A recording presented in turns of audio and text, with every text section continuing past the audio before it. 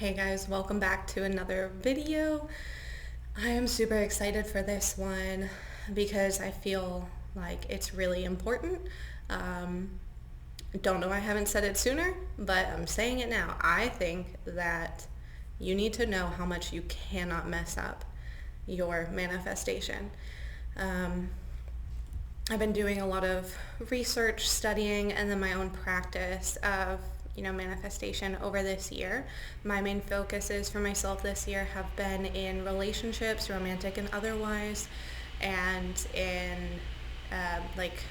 career, money, that kind of thing. So what I'm going to be focusing on is in relationships. And again, this isn't just romantic. This can be family, friends, whatever. Although I think it can be most easily practiced, or not easily, I don't know. I think most commonly and excitedly practiced when it comes to like a romantic interest.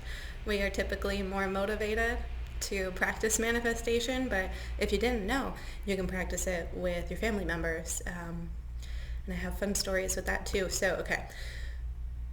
The point being that I really want to get in this video of you not messing anything up is I have seen so many coaches talk about how you don't need to take action in your 3D to manifest, right? And technically you do not, right? Because manifestation is coming from your energetic state. But that is separate from what is in alignment with your personal development, your soul's development. And that's where things come down to you knowing best. So I think that it is always safe to say that you should refrain from taking 3D action and meddling or interacting with your 3D when you are coming from a place of imbalance, like you're feeling desperate, you're coming from fear, scarcity, anything like that. But if you just genuinely want to take action in your 3D, that's how you manifested before becoming a conscious creator, right? I mean, you did it, energetically too, but plenty of us, like, if I want to manifest my dinner, I'm going to go to the grocery store and see what I want to buy, right? Like, that's not... Sometimes I know in my head, oh, I want to go to the grocery store because I want to make pasta tonight, but not always. Sometimes I don't know what I want, but I know that I need to make dinner, and so I go to the grocery store and I let it just come to me, and I start going up and down every aisle and looking at the pasta boxes being like, do I want you tonight? So you can certainly interact with your 3D. Now this gets into even more specifically when it comes to a communication with people, because I know that this advice is typically given in no contact situations, and of course you know your situation best. Despite manifestation, if you would be disrespecting someone clearly because they've stated boundaries, then I don't think you would be called to be interacting in your 3D in the way that I'm talking about, but you should trust yourself. Because I was really practicing, this is my personal experience, I've been really practicing just working from the energetic state, and what I realized I was doing was not taking inspired action towards having my manifestation in the physical, because I was taking this concept, this advice of, to what extent can I truly manifest from a space of not interacting in the 3D reality. Not to say that it's not possible when I say, like, what extent can I do it, like with my limiting beliefs and my blocks, to what extent can I personally accomplish this before I need to do some 3D work. So that's what I was experiencing. And what I realized was, I believe in perfect timing, so I don't really think I delayed anything here, but I realized that if I had been listening to, coaches that I do follow and I enjoy their content, I would have never gotten some of my manifestations because of my personal beliefs about not things that I have to take action towards, but things that I genuinely want to take action towards, because that is the kind of person I want to be. I want to be someone that reaches out to let people know that they are loved, appreciated, safe with me. I want to be a proactive person. Now, in my past, I have been too far into my masculine in an imbalanced way, and that hasn't worked out well for me because that's not really where I want to be. So then I shifted all the way into my feminine, and I was like, I'm just attracting everything and I'm just only receiving, and it's that was an overcorrection for me personally. And it's just me experimenting with that and observing that I realized that I needed to find, I needed to tune that a little bit, that there are ways that I think the feminine can initiate and lead in certain aspects and areas like emotional, spiritual, energetics, I think. And then I think that ties into communication too, again, from a balance-centered point of view. So that's been what I've been experiencing, kind of working with, exploring, I guess. So this being said, how do you know if you should be taking action on something? Like I said, you really want to feel that you're balanced, and you want to ask yourself, if I take this action and I don't get my desire, am I attached to the outcome, right? Do I need to get the desired outcome? If I don't get the desired outcome, or the wait for the desired outcome is going to trigger you, then you should probably pursue something else, unless that's what you want to experience.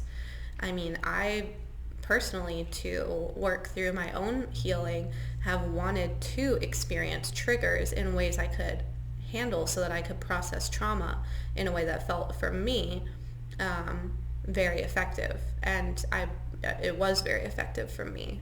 But everybody's journey is different, and you need to do what feels best for yourself. But that's just an example of one way that there's no right or wrong answer. It's what you want to experience. And you don't have to experience sunshine and rainbows all the time. There's a lot to be learned in messing things up, or realizing you have faults and flaws. There's a lot to be learned there. And I think that there's also a lot of grace to be learned there. I'm gonna bring it into the heart here for a minute. But I think that there's a lot of grace to be learned there, to show that you are truly loved and worthy no matter what. So if that's something you're working on, maybe you might find that you need to see that. You need to see proof of that. So it's not always sunshine and rainbows on the way to the thing that you want. If what you want is to really transform yourself, then you're going to go through transformation. It's not always comfortable. So, definitely keep true to you and take the advice of others, but as it resonates, don't just blindly accept and follow rules because you feel that you're in uncharted territory and the thing that you're trying to manifest is so important to you that you really don't want to mess it up. You can't mess it up. Now, I think you can create more work for yourself, of course. So again, that's where my advice of having patience and having temperance, I forgot the word I used earlier, where you're not acting immediately, or if at all, if you can, on negative drives like desperation, scarcity, that kind of thing, then I think that you're going to just be exploring, because life is meant to be explored. I was, practicing really sitting in my energy and manifesting from that point of view, because, that's where manifestation occurs, but consciously manifesting from that and, seeing how little I could interact with my 3D for these things. But we are in a 3D world, and we are meant to enjoy it, and we are meant to explore it, and we're meant to have a journey. If you just sit back and you just create everything, and you just watch every day as your world changes around you, I don't know, for me, it would be a little boring. I would want to feel that, I'm in a human body, I'm in a physical human body, and so are you if you're watching this. So enjoy your 3D reality. find a balance is what I'm saying. Find a balance, because you know yourself best. You know your journey best. And another thing is that when you're listening to coaches, they have come to a point of mastery that you might not yet be at, right? And so that's why they might be manifesting things really effortlessly and peacefully and easily, because they've done a lot of the work that you may have yet to do for yourself in your own right. And to whatever extent it is for you. So that's why it can be kind of like confusing but it's so easy for them, and they're telling me to do absolutely nothing, and they don't need to do all these things. Yeah, we're all different, and we're in different places in our journey, and this is why, like, you knowing yourself best and your path is so important, because again, you can't mess it up. You're the creator of your reality. You can delay things, you can create things that maybe you're like, oh, I really don't actually want that. You have the power to eventually come into your desired reality. So don't worry about it so much. Work with yourself more. Like, really, really bring it in. Let's see, I wrote down what my key advice would be. Okay. So, overall, with like my advice for manifesting, because there's so many different tools out there, right? And I know I have videos being like, you should do this for this, you should try this, but like, it's all whatever works for you, because the key to manifesting whatever you want is that you just have to believe it's true. That's it. Your dominant belief is that it's true, and that's it. You technically don't need any method to get you there other than just being in that state. And I know Neville Goddard refers to the state of truly feeling the energy, the feelings of having your wish fulfilled. So what I do is I do affirmations in the mirror out loud with eye contact to myself in the morning, in the afternoon if I can. Whenever I'm in front of a mirror, I try and slip one or two in there, and at night. And I return to the state of having my wish fulfilled as often as I can. Again, in the morning when I first wake up, little times throughout the day, and then at night before I go to sleep. And then that's it. I practice like other things to help me with like limiting beliefs and things like that, but those are my foundational things to manifest right now. That's my real like absolute structure, and then just little bits of whatever methods are fun for me here and there. But yeah, I think I'm gonna wrap this video up here.